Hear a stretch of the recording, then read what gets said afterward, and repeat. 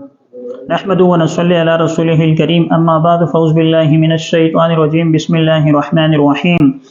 وعن ابي امامه رضي الله تعالى عنه عن النبي صلى الله عليه وسلم قال يقول الله تبارك وتعالى يا ابن آدم ان صبرت واحتسبت عند الصدمة العلى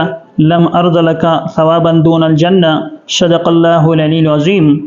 حضرت ابو امامہ رضی اللہ تعالیٰ نبی کریم صلی اللہ علیہ وسلم سے نقل فرماتے ہیں کہ اللہ تبارک و تعالیٰ انسان کو مخاطب کرتے ہوئے فرماتا ہے اے ابن آدم، اگر تو کسی مصیبت کے وقت صبر کرے اور صدمے کی ابتدائی مرحلے ہی پر ثواب کا طلبگار ہو تو میں تیرے لیے جنت سے کم کسی اجر و ثواب پر راضی نہیں ہوتا۔ یہ حدیث سنن ابن ماجہ میں ذکر کی گئی ہے کہ حضرت ابو امامہ رضی اللہ تعالیٰ فرماتے ہیں کہ جب کسی انسان کو کوئی مشقت یا کوئی تکلیف وغیرہ لاحق ہوتی ہے تو اللہ تبارک و تعالیٰ اس انسان کو جس پر یہ مشقت یا تکلیف آتی ہے اللہ تبارک و تعالیٰ اسے جنت کے اندر اجر عطا فرماتے ہیں، ایک بڑا عظیم مقام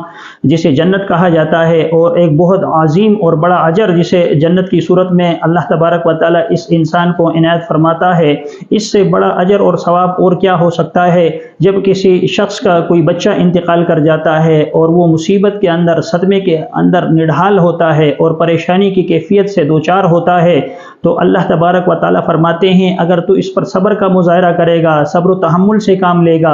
اور اللہ تبارک و تعالیٰ کی نافرمانی سے اور ناشکری سے بچے گا اس مصیبت کے اندر، اس تکلیف کے اندر، تو اللہ تبارک و تعالیٰ تمہاری اس تکلیف کو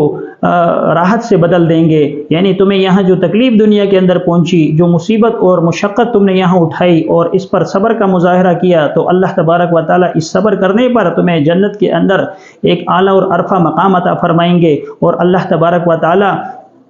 تجھے کل قیامت کے دن راضی فرمائیں گے۔ تو اللہ تبارک و تعالیٰ سے دعا ہے کہ جتنے بھی مصائب آنے والے ہیں، جتنی بھی پریشانیاں آنے والی ہیں، ہم سب مسلمانوں کو اللہ تبارک و تعالیٰ اس پر صبر کرنے کی توفیق عطا فرمائے۔ آمین۔ وآخر دعوانا ان الحمد للہ رب العالمین۔